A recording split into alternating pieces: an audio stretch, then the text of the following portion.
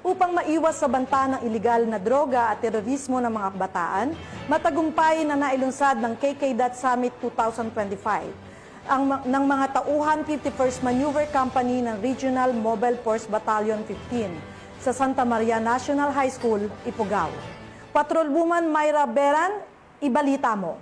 Tagumpay na sinagawa ng 15 of 1st Maneuver Company ang KKDAT Summit 2025 na ginanap sa Santa Maria National High School sa Alfonso Lista, Ifugao nito lamang ika-17 to 19 ng Oktubre taong kasalukuyan.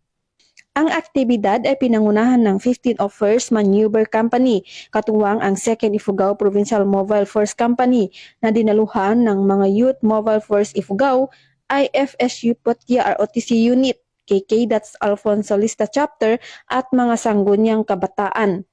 Mahigit 3 araw na puno ng kaalaman at inspirasyon ang naranasan ng mga kabataan. Tampok sa summit ang mga lecture ukol sa anti-drugs, anti-bullying, mental health, public speaking at leadership.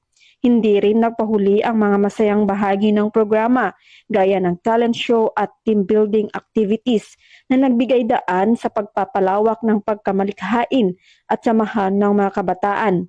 Ang aktibidad ay may temang kabataan ngayon, leader ng kinabukasan, nang handang yakapin ang kanilang kakayahan at gampanin sa paghubog ng mas maliwanag na bukas.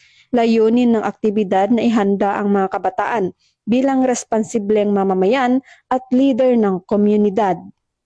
Mula dito sa Cordillera, ako ang inyong PNN correspondent, Patrolwoman Myra Beran, alagad ng batas, tagataguyod ng Balitang Pulis.